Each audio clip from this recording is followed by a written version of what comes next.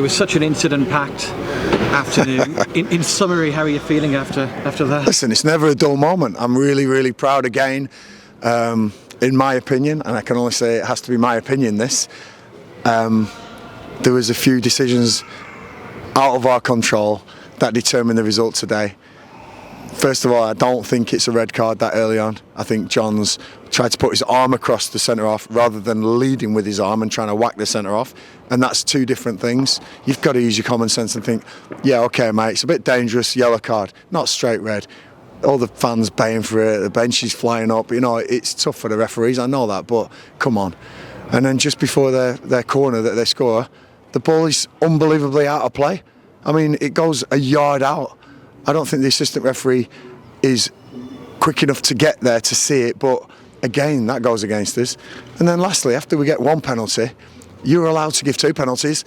It's a blatant penalty on George Lloyd, you know, and as he goes through, and it's not even a corner, the ref gives us a corner. It's not a corner. It's either a goal kick or a penalty. I mean, it just going against us.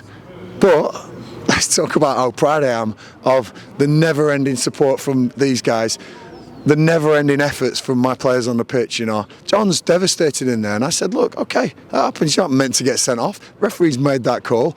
Okay, that happens, but we can get back in this game.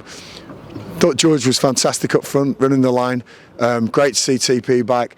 The way that we soaked it up against a really lively active. If there's one team you don't want to go against 10 minutes, Darren Ferguson's Peterborough, because they pop it really well. Got some young players, in a few years' time, this is going to be a really good team, believe me, because they're experienced, they're going to get there. Brilliant, Wembley, hope they do well at Wembley. But today I really did think there was a couple of things out of control that, you know, determined that result, and that was all I've got to say, you know.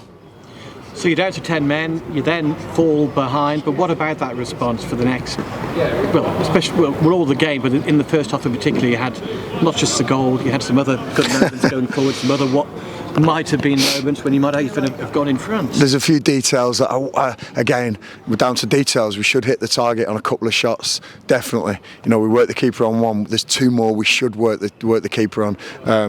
You know, we've got to be able to not concede kicking out from the back and it comes straight back at us. There's little things here, but that first half performance, we really rolled our sleeves up and went, we're not going to accept this. We're not going to accept 10 men after 30 seconds or 10 seconds even, and we're not going to lie down and let anyone just turn us over now. We're going to fight here. And the reaction, I'm hoping that every Shrewsbury fan goes, great reaction. That penalty going in, you know, that's brilliant for Marvin Benning, and also it's a sign that we're not going to roll over and let people just beat us. We are a team that are out to win. Before the start of the week, Donny, with these three games, I'd have took 6 points.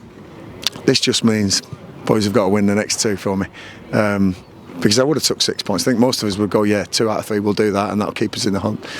Got to beat Bristol next to now, and that's what's on the cards. You know, we worked really hard last week. We had a really good session. Everyone come in for it with a good spirit. You know, I'm up for it. I'm getting up for it, and obviously 2 up for it because we're down to 10 men after 10 seconds. But listen, I am so proud, and I get prouder. Crazily, I get prouder with this team. We're going to go on one hell of a journey. I'm telling you, we will go on a journey. Stick with us. The start is always tough. It's always working things out. You know, I've took over a team that, you know, totally we didn't have a pre-season. We didn't have to get the structure and the philosophy in. We're getting there slowly, and I'm hoping you're seeing that. But yeah, it was a tough one to take today because I think a couple of things out of our control have influenced the result. I don't want to get fined, so I'm not going to say any more. Was Mel Benning always going to take a penalty today if it was awarded, whether John Marquis was on the field or not at that stage? Marvin was on penalties, so we had a chat with John after the Reading game, and John said, "Yep, it's fine. Yeah, he sort of missed 3, but he scored 1 against Wrexham, so I almost count that as a rebound. You know, that's great.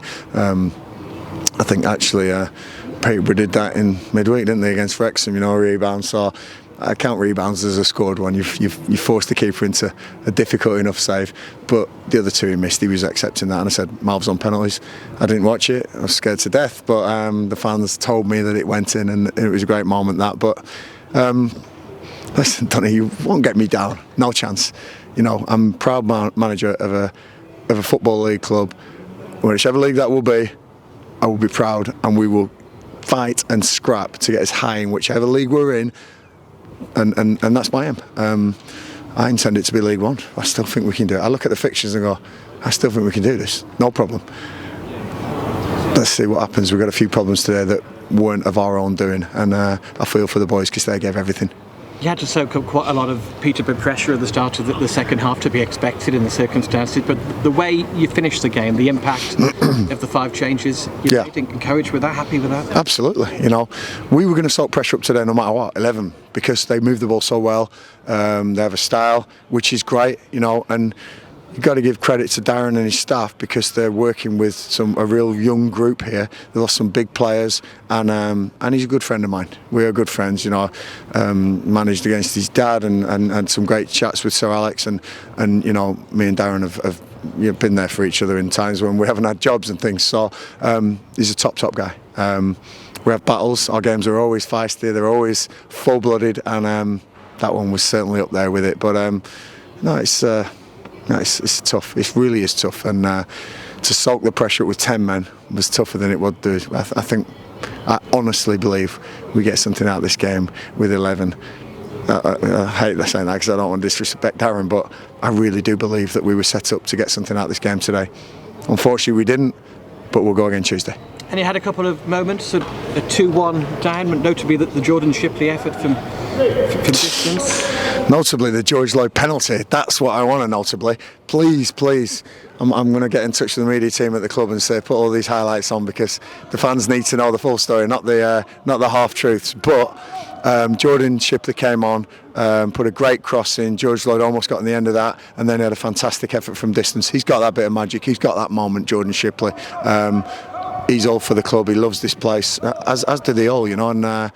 And you know, I think Aaron may have picked up a booking now that might suspend him. I don't know who got booked. I think it was him or Malvin. I'll have to check, but either one of them might be suspended like that many. So we'll probably have to shuffle the team up for Bristol, and then Exeter. You know, we got a couple of David Wheeler, a big Exeter legend. You know, and I think.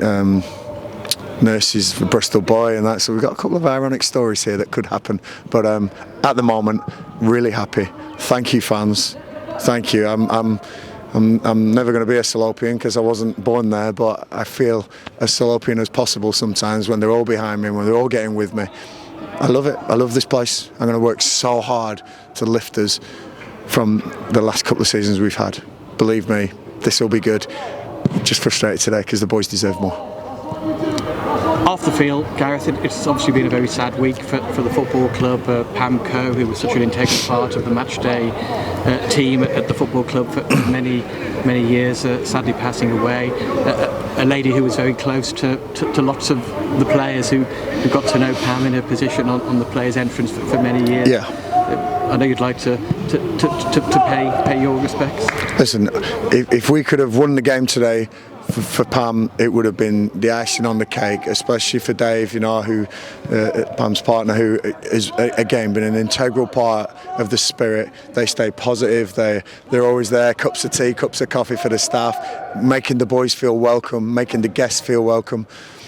That's the heart and soul of a club, you know. And I sure should have been proud looking down at the efforts that her boys gave her today, because we mentioned her before the game.